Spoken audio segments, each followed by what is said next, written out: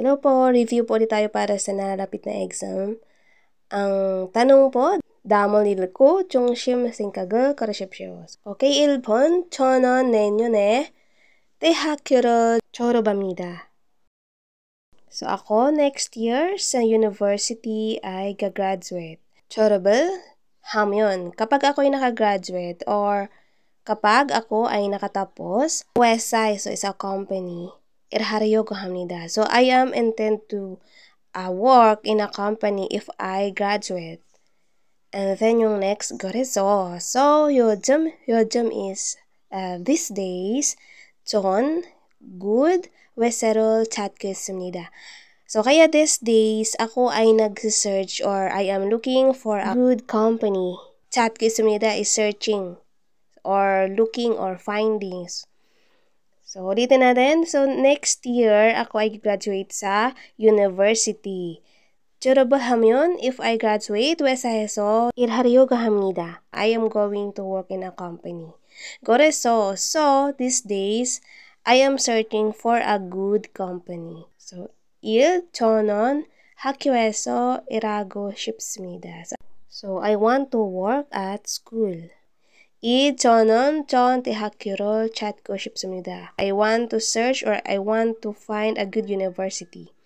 3. 저는 졸업 후에, so ako after kung makagraduate, 회사원에 되고 싶습니다. I want to become a business person. 회사원 is magtrabaho sa company. So, ganyan. After niyang makapagtapos. 4. 저는 내년에 학교를 졸업하고 싶습니다. I want to graduate next year sa school. The answer is Sam. Number 2, same question pa rin. 저는 휴일에 친구 집에 가려고 합니다.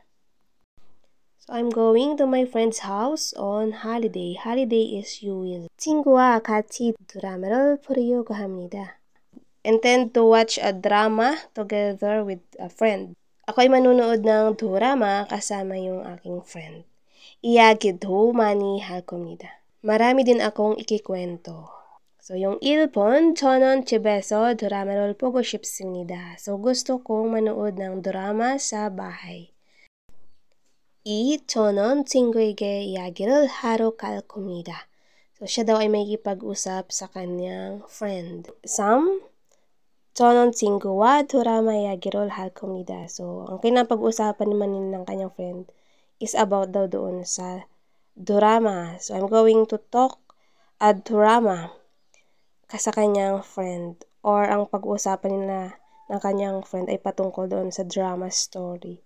4. 저는 친구와 함께 여행을 지내고 싶습니다. So, I want to spend holiday together with my friend. So, the answer is number 4. So, gusto niyang mag-spend ng holiday together sa kanyang friend.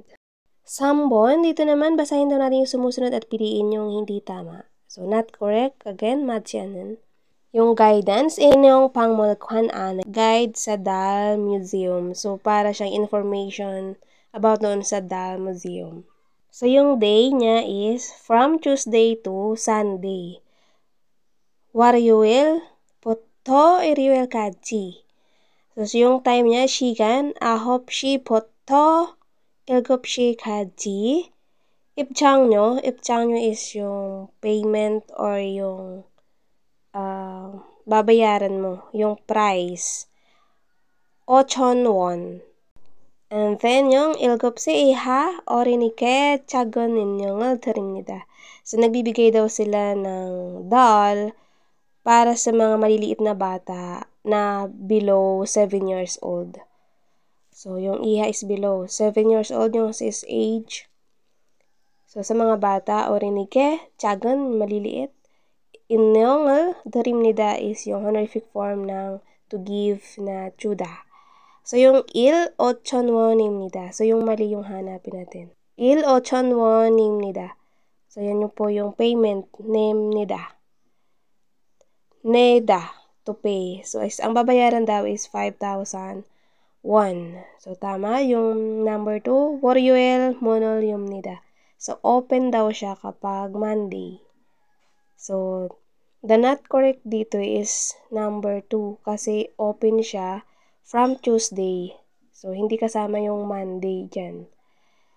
Sam Urinica Calcismida. So, pwede daw sa mga bata. So, ito talaga ay para sa museum ng mga kids. Sa Ohu Elgopshie Kanamnida. So, mag-i-end daw siya ng alas 7 ng gabi. So, ang tamang sagot is number 2. Okay, sana po mayroon po kayong natutunan at sa iba pang mga practice, maaari po kayong bumisita sa ating YouTube at mag-subscribe o kayo naman mag-follow dito sa ating page para sa iba pang mga updates. Maraming salamat po sa inyong panood. Bye-bye!